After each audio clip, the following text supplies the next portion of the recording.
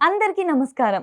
Welcome to it's UTV. ప్రస్తుతం మనతో పాటు ఉన్నారు ప్రముఖ జ్యోతిష్య పండితులు బ్రహ్మశ్రీ చేబియం కిరణ్ కుమార్ శర్మ గారు.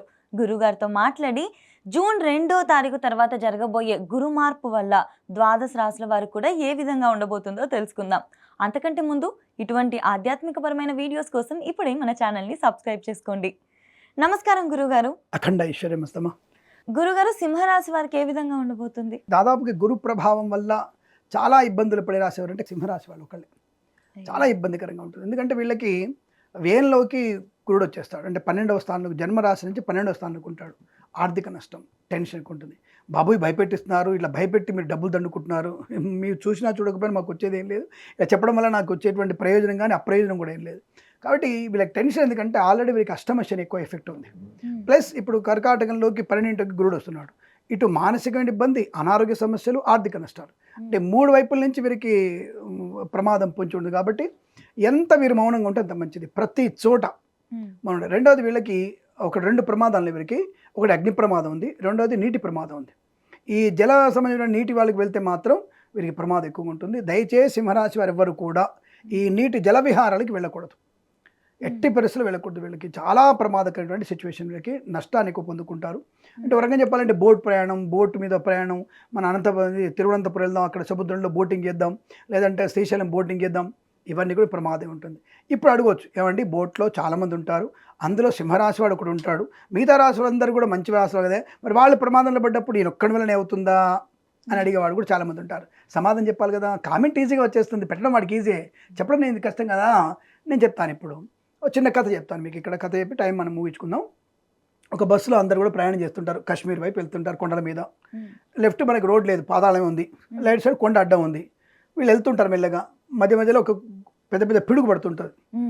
ఇందులో ఉండేవాళ్ళు అందరూ అనుకుంటారు ఒక పెద్ద ఆయన ఉన్నాడు, మంచి పాపం, మంచి కొద్ది శాస్త్ర పాండిత్యం, లేదా మన దాంట్లో వాడు దరిద్రుడు ఉన్నాడు కాబట్టి వాడోడో పాపం మనల్ని ఇబ్బంది పెడుతున్నాడు, వాడు ఒక్కటి దిగేస్తే మనకి ప్రమాదం ఉండని చెప్తే ఎలా టెస్టింగ్. సరే బస్సులో ఒక్కొక్కరు దిగేసి కొద్ది ముందర పోయి నిలబడమని చెప్తాం. ఒక 100 మీటర్ల పైన వాడు నిలబడతాడు. పిడుగు పడితే వాడి మీద పడతాడు, చచ్చూరుకుంటాడు, మనం వెళ్ళిపోదాం హాయిగా, నో ప్రాబ్లం. అందరు ఓకే అన్నారు. అందరూ డ్రైవర్తో సహా స్టార్ట్ చేశారు. భయపడుతూ అందరు వెళ్ళారు, నిలబడ్డారు. ఎవడి మీద పడలే. కర్మగాని నాలాంటి వాడు కూడా సన్యాసి దాంట్లో ఉన్నాడు. నేను సన్యాసి కాదనుకోండి, సంసారినే. నాలాంటి వాడు ఉన్నాడు. వాడు వెళ్ళి, అంటే నువ్వేరా దుర్మార్గుడివి, నువ్వే అంత మాయగాడివి, అంతా నువ్వు ఇట్లాంటి వస్త్రాలు వేసుకొని దొంగ నాటకం, దొంగ సన్యాసి అని చెప్పి తిట్టారు వాడిని. సరే వాడు నారాయణ మంత్రం చదువుకుంటూ వాడు వెళ్ళాడు, నిలబడ్డాడు. వాడు వెళ్ళి అక్కడ నిలబడినటువంటి మరుక్షణంలో బస్సు మీద పిడుగుపడింది. బస్సులో మొత్తం దచ్చి ఉన్నారు. అంటే ఏమర్థమైంది కథలో? మంచివాడితో ఉన్నప్పుడు అందరూ మంచితనంలో ఉంటారు, చెడ్డవాడితో ఉన్నప్పుడు కూడా అందరూ కూడా చెడు ప్రవర్తనే ఉంటారు. ఈ విషయాన్ని దాంట్లో మనం ఈ అంతరార్థాన్ని గ్రహించుకోవాలి తప్ప కథలా చూడకూడదు. కాబట్టి ఎప్పుడు కూడా మనం మంచివాడితో సేవ చేసే ప్రయత్నం, మంచివాడితో ఉన్నప్పుడు ప్రయోజనం ఉంటుంది. చెడ్డవాడితో ఉన్నప్పుడు కూడా, అంటే అందుకని అంటారు కదా, కుండెడు పాలల్లో చుక్కడి విషయం చుక్క అంటారు, చుక్క విషయం చుక్క అంటారు. దాని ఏమవుతుంది? కుండెడు పాలైపోతాయి, పాడైపోతాయి. కాబట్టి చెడ్డవాడితో అటువంటి స్నేహం చేయకూడదు. మంచివాడితో కలిసి వెళ్ళి తప్పకుండా ఉండే ప్రయత్నం చేస్తే జీవన సాఫల్యత బాగా ఉంటుంది అర్థం. సో ఇప్పుడు మనకి దీన్ని ఎలా అన్వయించుకోవాలి? సింహరాశి వారు మంచివారితో మాత్రమే ఉంటూ, చెడ్డవారికి దూరంగా ఉంటూ, చెడ్డ మాటలు మాట్లాడకుండా మంచి మాటలు మాట్లాడుతూ ప్రయాణాన్ని కొనసాగించే ప్రయత్నం చేయాలి. ఎంత తక్కువగా మాట్లాడాలి, తక్కువగా తినాలి, కూడా తినడం కూడా తక్కువ తినాలి. కాబట్టి అటువంటి అప్పుడే మీకు ఆరోగ్యం బాగుంటుంది, ఆలోచన విధానాలు కూడా బలంగా ఉంటుంది. ఎవరికి డబ్బులు అప్పిచ్చినా అప్పు తీసుకున్నా నష్టం. ఈసారి మీకు ఎలా బతికేది? ఉన్నదాంతోనే బతకండి, 3 పూటలు తినకండి, ఒకటే పూట తినండి, పోయేదే ఉంది. దాని గురించి మీరు టెన్షన్ ఎందుకు? అరే ఇప్పుడు అసలు మారడం కన్నా ఒక పూట తింటే నష్టం లేదు కదా, ఒక పూట పండే తిను. కాబట్టి ఉన్నంతలో పొదుపు చేసుకుంటూ అనవసర వాటి గురించి వెళ్లకుండా ముందుకెళ్లే ప్రయత్నం చేయకుండా ఉంటే మంచిది. అనవసర ఆర్భాట వస్తువులు కొనుగోలు చేసి వెళ్ళు. షేర్ మార్కెట్లో స్పెక్యులేషన్లో ప్రమాదంలో పడే రాశి అంటే ఈ రాశి వారు ఎక్కువగా ఉంటారు. సో పోనీ ఈసారి ఇందాక అన్నట్టుగా జూన్ టు అక్టోబర్ బాగుంది, 5 నెలలు కదా, మరి నవంబర్ నుంచి వీళ్ళు బాగుంటుందా అంటే, నవంబర్ నుంచి జన్మంలోకి వచ్చేస్తాడు. జన్మ దేహజాడ్యం, జన్మంలో గురుడు దేహజాడ్యాన్ని కలిగిస్తాడు. అంటే ఏమవుతుంది? బద్ధకం, పోస్ట్పోన్ మెంటాలిటీ వస్తుంది. ఆ అదృష్టం వచ్చినప్పుడు, తలుపు వచ్చినప్పుడు డోర్ తీస్తే తలుపు అదృష్టం లోపలికి వస్తుంది. వీడేంటంటే ఏసీ వేసుకొని చల్లగా పడుకున్నాం, ఇప్పుడు నాకు డోర్ తీసి ఓపుకలేదు, నాకు లేవాలి, నిద్ర మేలుకొస్తుంది, నాకు అదృష్టం 3 సార్లు డోర్ కొడుతుంది, అలా అంటాడు. 3 సార్లు కొడతాడు, తర్వాత వెళ్ళిపోతాడు. వచ్చిన తర్వాత సీసీ కెమెరా కనబడుతుంది, అరే పలానా కిరణ్ శర్మ వచ్చాడు రా, డబ్బులు తీసుకొని ఇవ్వడానికి వచ్చాడు, పాప నేను తీసుకోలేదు, నా ఫోన్ చెప్తే నా ఫోన్ స్విచ్ ఆఫ్, నేను ఏదో అమెరికాకి వెళ్ళిపోయాను. వీడు బతుకు బస్ స్టాండ్. అంటే అదృష్టం వచ్చినప్పుడే మనం లోపలికి ఆహ్వానించాలి. వీడు జన్మల్లోకి వచ్చినప్పుడు దురదృష్టంతో వీడు కంబైన్డ్గా ఉంటాడు. అంటే దుప్పడనేటువంటి దాంట్లో మతక నిద్రలో దురదృష్టం, దాంతో ఎంజాయ్ చేస్తుంటాడు. వీడు అదృష్టాన్ని పోగొట్టుకుంటాడు. కాబట్టి ఇక్కడ వచ్చిన అవకాశం సద్వినియోగం చేసుకోవాలి. అంటే ప్రతి ఒక్కళ్ళతో కూడా మంచి వాళ్ళతో మాట్లాడుతూ ఉండాలి. రిలేషన్ పెంచుకునే ప్రయత్నం చేస్తే సింహరాశి వారికి కూడా అనుకూలంగా ఉంటుంది. మరి మొత్తానికి ప్రమాదం ఉంటే మరి మిగతా రాశులు ఏం చేస్తారు అంటే గోటిలు ఆడుకుంటారు మిగతా రాశులన్నీ కూడా. సో మిగతా రాశులు బలంగా ఉంటాయి కాబట్టి మధ్య మధ్యలో మనకి 10 రోజులు రవి బలంగా ఉన్నప్పుడు ఇప్పుడు ఎందుకు వీరికి రవికి దశమంలో ఉంటాడు, ప్రభుత్వ ఉద్యోగం వచ్చే అవకాశం కూడా ఉంది. So you're expecting IAS but you're getting a assistant commissioner post వస్తుంది మీకు అని చెప్తే ఎగ్జాంపుల్. నువ్వు మేనేజర్ పోస్ట్ చేసావు, ప్యూన్ జాబ్ అని వస్తుంది, కనీసం గవర్నమెంట్ జాబే కానీ ప్యూర్ జాబ్ అని వచ్చే అవకాశం ఉంటుంది. కాబట్టి ఇక్కడ అదృష్టయోగం కూడా ఉంది. బట్ నీ ఎక్స్పెక్టేషన్స్ రీచ్ అవ్వడానికి అవకాశం మాత్రం కష్టంగా ఉంటుంది. కాబట్టి షేర్ మార్కెట్లో కానీ ఉద్యోగంలో ఉంటుంది. ఇక కొంతమంది మహానుభావులు చాలామంది ఉన్నారు అనుకోండి, మహానుభావురాలు కూడా ఉన్నారు.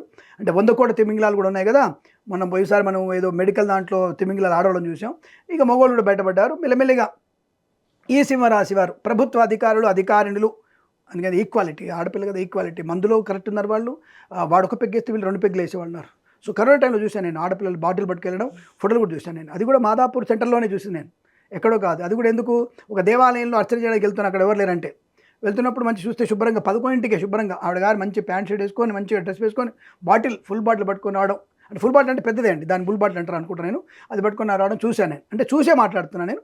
కావాలంటే మీకు సోషల్ మీడియాలో అట్లాంటివి ఉన్నాయి, మీరు చూడొచ్చు. మీరు అది ప్రూఫ్ లేకుండా మాట్లాడాను. సరే, ఎందుకు వెట్టకారంగా అనేది మీకు అర్థం ఉంటుంది పాటికి. సో ఈక్వాలిటీ ఉంది కాబట్టి లంచగొండలుగా పట్టుబడే అవకాశం ఉంది సింహరాశి వాళ్ళు. మహానుభావులందరూ కూడా లంచగొండుగా పట్టుబడే అవకాశం ఈ రాశి వారికి ఎక్కువగా ఉంది. బీ కేర్ఫుల్, ఇది చెప్పడం కోసం నా ఉద్దేశం. కాబట్టి జాగ్రత్తగా ఉండే ప్రయత్నం చేయాలి. తొందరపాటుతనం మంచిది కాదు. కొంతమందికి శస్త్రచికిత్స జరిగే అవకాశం కూడా కనపడుతుంది. అపెండిసైటిస్ కావచ్చు, లేకపోతే ఇంకేదన్నా శస్త్రచికిత్స కావచ్చు, మోకాలకి దెబ్బ తగలడానికి అవకాశాలు ఎక్కువగా ఉన్నాయి. ఇక్కడ అయిన వాళ్ళని కోల్పోయే ప్రమాదం, తల్లికి అనారోగ్య సూచన.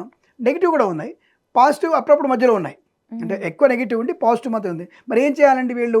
తప్పనిసరిగా జన్మజాతకం చూపించుకోవాలి, గురుగ్రహ జపం చేసుకోవాలి, రవిగ్రహ జపం చేసుకోవాలి, అది రాహుగ్రహ జపం చేసుకోవాలి, కేతుగ్రహ జపం చేసుకోవాలి. స్వామి మీరే ఇప్పుడు రోకటిపోటు అన్నారు, దాని మీద ఇప్పుడు మీరు జపాలు చేయించుకుంటే ఖర్చు పెట్టమని కదా అర్థం. అంటే నీకే నువ్వు చేసుకో, బ్రాహ్మడు చేస్తే 3 గంటలు అవుతుంది జపం. నీకే నువ్వు చేసుకో 108 రోజులు ఒక జపం, ఒక రాహుగ్రహ స్తోత్రం 108 డేస్ చదువు. 108 రోజులు గురుగ్రహ జపం చేయి, 108 రోజులు నువ్వు రవిగ్రహ జపం చేసుకో, సరిపోద్దిగా. ఇంకేముంది అక్కడ? 300 రోజులు అయిపోయింది కదా, అయిపోతుంది. 300 రోజులు నువ్వు హ్యాపీగా ఉంటావు కదా. ఇప్పుడు బ్రాహ్మడు చేస్తే 3 గంటల్లో 5 మంది బ్రాహ్మణులు 6 మంది బ్రాహ్మణులు చేస్తే సంఖ్య పూర్తవుతుంది. నీకే నువ్వు చేసుకోవాలంటే నిదానంగా చేసుకోవాలి. దానికి 108 డేస్ పడుతుంది, చేసుకో. డబ్బు మిగిలాలని ఫలితం కలిగితే నువ్వు చేసుకోవద్దనట్లేదు. ఆ స్తోత్రం చదువుకునే ప్రయత్నం చేస్తే వీరికి సింహరాశి వరకు అనుకూలంగా ఉంటుంది. ముఖ్యమైనటువంటి డాక్యుమెంట్స్, అప్పు ఇవ్వడం, పుచ్చుకోవడం, సంతకాలు పెట్టడం. నా బావమరిది అండి బెస్ట్ ఫ్రెండ్ నాకు, అసలు నా బావమరిదికి మించి నాకు ఎవరు లేరండి. సంతకం పెడతారు, 3 కోట్లు వాడు తీసుకొని వెళ్ళిపోతాడు. 3 నెలలు వాడు కనపడాడు శుభ్రంగా, వాడే అమెరికాకు వెళ్ళిపోతాడు. ఆ 3 కోట్లు నువ్వు కట్టాల్సి వస్తుంది ఇప్పుడు.